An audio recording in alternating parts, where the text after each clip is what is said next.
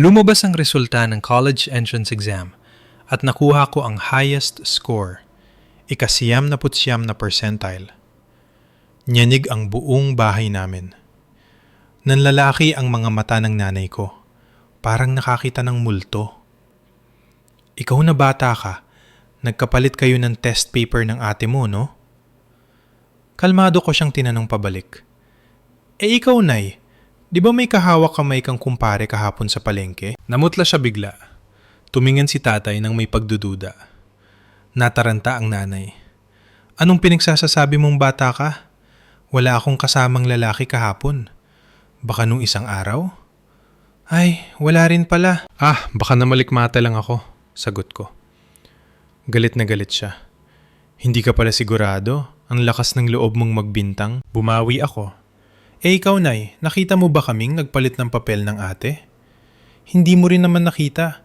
Ba't ang lakas ng loob mong magbintang? Nanggigigil siya. Nagtatanong lang ako. Sa bobo mong yan, tapos biglang top-notcher ka sa exam? Bawal ba magduda? Sanay na ako sa kanya. Hindi ito ang una at huling beses na pagbibintangan niya ako. Malamig kong sinabi, Nay, ilang taon na mula nung nag-aral ka? May picture at biometrics na ngayon sa exam. Kambal nga kami ni ate at magkamukha, pero magkaiba kami ng fingerprints. Paano kami magpapalit? Mas lalong sumama ang mukha niya. Isang tanong lang, ang dami mo nung sinabi. Kung wala kang tinatago, ba't ang defensive mo? Tumawa ako ng mahina. Bakit nung tinanong kita tungkol sa kumpare mo, nataranta ka rin? So, ibig sabihin, totoo ngang may kahawak kamay ka? Namuti na ang labi niya. Walang hiya ka, talagang bata ka, umawat na si tatay. Alex, anak, alam mo namang pasang-awa ka lang palagi. Tapos ngayon, top-notcher ka sa buong reyon. Natural lang magtaka ang nanay mo. Magpaliwanag ka ng maayos, huwag mong bastusin ang nanay mo. Sumagot ako. Anong ipapaliwanag ko? Utak ko to, sagot ko to. Sumigaw ang nanay. Kailan ka pa naging mas magaling sa ate mo? Mula pagkabata, average ka lang. Ang ate mo, valedictorian mula kinder hanggang high school. Captain ng dance troupe, president ng student council.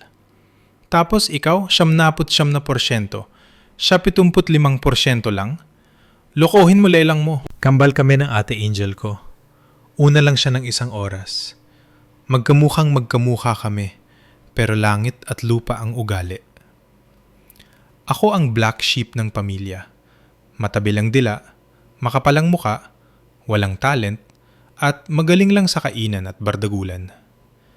Si ate naman ang golden child, ang bida sa bawat family reunion. Magaling kumanta, sumayaw, magpiano, lahat na. Siya ang pambato sa mga beauty pageant sa barangay. Sa madaling salita, walang hindi kayang gawin ang ate ko. Dahil sobrang kinang niya, ako ang nagmumukhang anino. Pasko at fiesta ang pinakaayaw ko. Kapag may bisita, laging pinagpe-perform ng nanay si ate. Ako? Taga-abot ng juice, taga-ligpit. Madalas, nadudulas pa ako at natatapunan ng soft drinks ang mga bisita. Siyempre, sinasadya ko yun. Pagkatapos, mumurahin ako ni nanay. Tanga ka talaga. Lumayas ka nga sa harap ko. Wala ka ng talent, perwisyo ka pa. Tatakbo ko sa kwarto, pero maya-maya, hihilain na naman ako ng mga tita para ikumpara kay ate. Ay, sayang kong si Alex. Kamukha naman ni Angel pero walang dating, sabi ni Tita Baby. Sisingit si Tita Marites. Oo nga kung kasing galing lang sana ni Angel ang anak ko, kahit natutulog ako, nakang-iti ako. Hirit naman ni Tita Glo. Nasa dugo yan Kaso, mukhang naubos na kay Angel lahat ng biyaya. Babaling naman sa akin si Tita Lenlen. Alex, pareho naman kayo ng mukha. Ba't di mo man lang nakuha kahit kalahati ng talino ng ate mo? Sayaw, kanta, aral, siya lahat. Ikaw, puro kain. Paano ka magkakatrabaho niyan? Aasa ka na lang sa magulang mo habang buhay? Kawawa naman ng ate mo kung siya bubuhay sa'yo. Sanay na silang sermonan at maliitin ako. Para sa kanila, entertainment lang ang pang-aalipusta sa akin. Walang may pakialam kung durog na ang puso ko. Pero ako, may pakialam ako. Dati, takot ako sumagot kasi binubugbog ako ni nanay. Pero nung nag-15 anyos ako, na-realize ko. Kung hindi ko sila kayang iwasan, uunahan ko na lang sila. Tinanong ako ni Tita Marites, Alex, anong rank mo sa klase? Tumaas ba grades mo? Bumanat ako. Tita, yung anak niyo po, may trabaho na? 'Di ba graduate na yon? Tambay pa rin? Ang bigat sa bulsa niyan, tita. Nagbago ang timpla ng mukha niya. Sabay nagreklamo tungkol sa anak niyang palamunin. Sabi naman ni Tita Baby, Nako, si Angel, siguradong sa UP o Ateneo yan papasa. Pag-aagawan ng mayayamang lalaki, hayahay ang buhay. Tita, putol ko sa kanya. Hiwalay na ba yung pinsan ko sa boyfriend niyang adik? Hindi pa. Nako, baka itanan yun. Pag nagkataon, bugbog sarado yun. Sayang naman, ang ganda pa naman ng pinsan ko. Baka umuwing luhaan. Mangiyak-ngiyak si Tita Baby. Oo nga stress na ako sa batang yan. Tinawag ni Tita Glo si Angel at ako para mag-report ng grades. Inunahan ko na. Tita Glo, di ba drop out na yung bunso nyo? Sayang naman kahit high school sana tapusin para di pagtawanan ng kapitbahay. Sumimangot si Tita Glo. Huwag na nating pag-usapan yun. Hirit ni Tita Lenlen. Alex, mag-aral kang mabuti para di ka apihin ng asawa mo balang araw. Sagot ko. Tita, sinasaktan ka pa rin ba ni Tito? Ilang taon ka nang nagsasakripisyo. Ba't parang wala siyang pake sa'yo? Hanggang kailan ka man titiis? Ayun, nag-iiyakan na silang lahat. Ang ending, naging open forum ng mga problema nila ang family reunion. Wala na nakapansin sa akin. Napatunayan ko, para talunin ang mga tsismosa, kailangan mong maging mas masahol na tsismosa. Dati iniiwasan ko sila. Ngayon, sila na ang umiiwas sa akin. Ang kapalit nga lang, high blood ang nanay ko. Wala ka nang ginalang. Lahat ng kamag-anak natin kinalaban mo. Bakit, Nay? Nung nilalait nila ako, pinagtanggol mo ba ako? Sagot ko. Para sa ikabubuti mo lang naman yon. Ganun ba? So yung sinabi kong maghanap ng trabaho yung pinsan ko, para sa ikabubuti rin naman nila yon, ha? Kumuha siya ng hanger, hinabol ako. Sumasagot ka pa. Tignan mo ang ate mo, kailanman hindi ako sinagot. Nakatakbo na ako palabas. Sumigaw ako pabalik. May chance ba siyang sumagot? Hindi mo naman siya pinapagalitan. Hindi niya ako naabutan. Galit sa akin ang nanay ko kasi hindi niya ako kayang kontrolin. Ako yung basag ulo version ni Angel. Si Angel, sweet, masunurin. Si Alex, bastos, makapal ang muka. Pero eto, yung bastos at bobo, nakakuha ng ika-90 na percentile sa exam. Hindi lang nanay ko ang hindi makapaniwala, pati ang group chat ng angkan, nagwawala. Kesyo ng daya araw ako. Kesyo nagkapalit kami ni ate. Dahil wala siyang makitang butas, binalikan niya ako. Bakit ganun ang score ng ate mo? 75%? Kasalanan mo to eh. Normal lang na bumagsak siya kasi grabe ang pressure niyo. Sagot ko. Isa pa, huwag mong idadahilan yan. Hindi rason ang pagbagsak niya para tumaas ang score mo ng ganyan. Putol niya. Tumawa ako ng mapakla. Gets ko na. Gumastos ka ng malaki kay Angel. Sa tuition, sa review center, tapos bagsak. Ako na walang review. Top-notcher. Masakit ba sa ego, Nay? Sa tingin niyo ba hindi ko deserve ang mataas na grade? Na kahit anong mangyari, dapat mas angat si ate sa akin? Dinuro niya ako. Oo, dahil 3 taon sa high school, puro pasang-awa ka lang. Paano ako maniniwala? Tinasan ko siya ng kilay. Alam mo ba kung gaano kahirap na laging saktong 85 ang grade? Yung kailangan mong kalkulahin kung ilang items ang imamali mo para hindi lumampas sa 85. Nagtaka si tatay. Anong ibig mong sabihin, Alex? Tay, kung tinitignan nyo lang sana ang report card ko, makikita nyo. Mula first year hanggang fourth year, flat 85 ako. Walang labis, walang kulang. Tingin nyo, tsamba lang yun? Nalito lalo si tatay. Sinasadya mong maging mas mababa kay Angel? Bakit?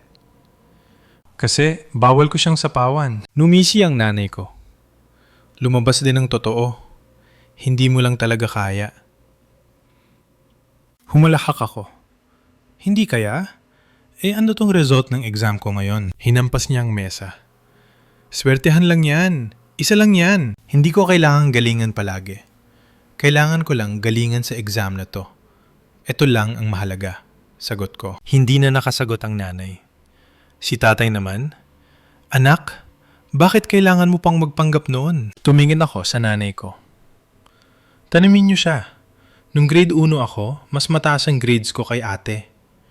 Nung pinakita ko sa kanya, anong sabi niya? Kahit anong galing mo, walang kwenta yan. Tumahimik ang nanay. Alam niyo ba kung gaano kasakit yun sa bata? Kaya mula nun, ayoko nang maging magaling.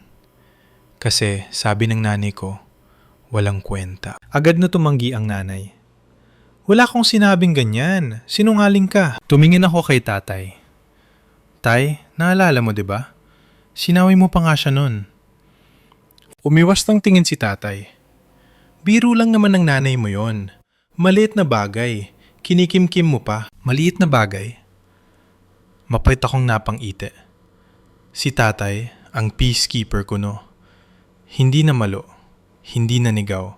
Pero laging kinakampihan ng nanay kahit mali. Hahayaan niyang masaktan ng anak. Huwag lang magalit ang asawa. Sa isip niya, makakalimutan din ng bata yun. Pero hindi. Tandang-tanda ko bawat sakit. Bahala na kayo, sabi ko, sabay turo sa kwarto ni ate. Mas mabuting tignan niyo si ate. Agad silang tumakbo sa kwarto ni Angel. Mula nung lumabas ang result, tulala lang si ate sa harap ng computer. Anak, okay lang yan. Alo ni nanay. Mag-gap year ka muna. Review ulit. Oo nga, sigungan ni tatay. Bulong ni ate. Pwede naman po ako sa ibang school? Hindi, sigaw ni nanay. Sayang ang talino mo kung sa pipitsuging school ka lang papasok. Hindi man UP, dapat sa top universities pa rin. Ano na lang sasabihin ng mga kumare ko? Oo nga anak, dagdag ni tatay. Next year, sigurado top-notcher ka na. May nag-doorbell. Dumating ang batalyon ng mga tita. Tita Marites, Tita Baby, Tita Glow. Tumakbo ako sa kwarto ko. Pero nag-iwan ng puwang sa pinto para makinig. Nandito kami para batiin ang top-notcher, batiin ni Tita Baby. Congrats, Mare, sabi ni nanay. Ay nako, bagsat nga si Angel. Okay lang yan, sabi ni Tita Glow. Si Alex naman ang pambato nyo ngayon. Siguradong scholar yan. Noon pa man, bilib na ako kay Alex. Hirit ni Tita Lenlen. Madiskarte matapang. Yan ang yayaman. Nakakatawa. Dati, sila yung tumatapak sa akin. Ngayon, parang mga santo kung pumuri. Biglang bumaliktad ang mundo. Tahimik lang si ate sa kwarto. Ang group chat ng pamilya na dati ay puro papuri kay Angel, ngayon ay puro hinala sa akin at awa kay Angel. Pero nung sinabi ni nanay na wala pa namang acceptance letter, baka error lang yan, tumahimik silang lahat. Ayaw maniwala ni nanay hanggat walang papel. Takot siyang mapahiya ulit. Kinabukasan, sunod-sunod ang bisita. Dati, nasaan si Angel? Ang tanong nila. Ngayon, Alex, paturo naman sa pinsan mo. Dinala ni Tita Marites ang apo niya. Alex, turuan mo naman magbasa si Junior. Wala akong pasensya sa bata. Nung naglikot, sinigawan ko. Ay Alex, wag naman mainit ulo, sabi ni Tita. Junior, kumain ka muna. Alex, ayusin mo naman pagtuturo. Binato ko ang libro. Kayo na lang magturo, Tita. Tutal mas magaling kayo. Aba, top-notcher ka pa man din. Simpleng pagtuturo di mo kaya? Buti pa si Angel. E di si ate ang tawagin nyo? Hindi ko naman obligasyon yung apo nyo, sagot ko. Namula si tita at umalis. Sumunod na araw, si Tita Glow naman may dalang lalaki. Rereto raw sa akin. Sino may sabing gusto ko mag-asawa? Tanong ko. 18 ka na, okay na mag-boyfriend. Para pagka-graduate, kasal na. Sayang ang lahi. Tita, tulad ng buhay mo, bugbog sarado sa asawa? Kung ganyan ang kumpletong buhay, huwag na lang. Namula si tita sa galit. Humarap ako sa lalaki. Kuya, gusto mo ng babaeng kasing tapang ko? Baka umiyak ka lang. Tumakbo palayo ang lalaki. Galit na galit si Tita Glow. Alex, para sa'yo naman yun. Kung hindi ka pumasa sa exam, wala nang papatol sa'yo. Tumawa ako.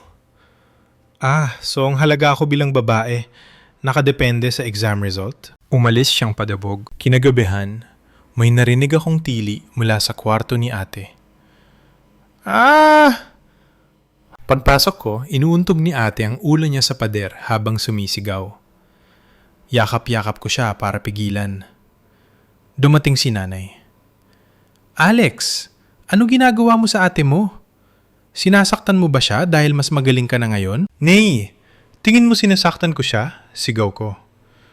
Aakmang sasampalin ako ni nanay pero pinigilan ni tatay. Nababaliw ng ate mo, hindi niyo ba nakikita? Sigaw ko habang hawak ang duguan niyang no. Anong baliw? Marte lang yan kasi bumagsak. Sagot ni nanay. Depressed siya. Matagal na. Kayong dahilan. Pinpresyo niyo hanggang sa masiraan ng bayat. Tignan niyo, hinimatay na. Doon lang natauhan si tatay. Dalhin na natin sa ospital. Naiwan ako sa bahay. Nakita ko na dati ang mga hiwa sa pulso ni ate. Nakiusap siya na huwag sabihin kina nanay. Kailangan perfect ako, Alex. Hindi pwedeng may mali sa akin. Si Angel, sinasarili lahat ng pressure. Ako, nilalabas ko. Binabalik ko sa kanila ang bahong tinatapon nila sa akin. Kaya ako, matatag. Siya, punong-puno na. Kinabukasan, nakauwi sila. May benda sa ulo si ate, pero nakangiti pa rin. Marte lang yan, bulong ni nanay. Sayang ang ginastos ko. Sorry po, Nay, sabi ni ate, nang inginig ang boses. Babawi po ako next year. Dapat lang, sagot ni nanay. Hindi ko na kinaya. Nay, bakit kailangan niyang bumawi? Bakit kailangan niyo maging perfect? Pwede bang hayaan niyo naman siyang huminga? Wala kang alam. Para sa future niya to. Hindi. Para sa yabang niya to. Para may maipagmalaki kayo sa mga kumare niyo. Ayaw niyo sa akin kasi pahiya ako sa inyo. Ngayon, pahiya na rin si ate, kaya pinipiga niyo siya. Nagkarelasyon kami ni ate. Umiiyak siya. Tama na, Alex. Huwag na kayong mag-away. Mabait masyado si ate. Kahit durog na, ayaw pa rin makasakit. Isang gabi, nawala si ate. Nagpanik si nanay sa group chat. Nasaan si Angel? Baka naglayas ang batang to. Napakatigas ng ulo. Nag-comment si Tita Marites. Sus, bagsak lang sa exam. Nagdrama na. Buti pa si Alex. Nag-reply ako sa GC. Nandito si ate sa group chat. Nababasa niya kayo. Ang kakapal ng mukha niyo. Dati halos ang bahay niyo siya. Na yung tinatapakan niyo na. Kayo ang mga lason sa buhay namin.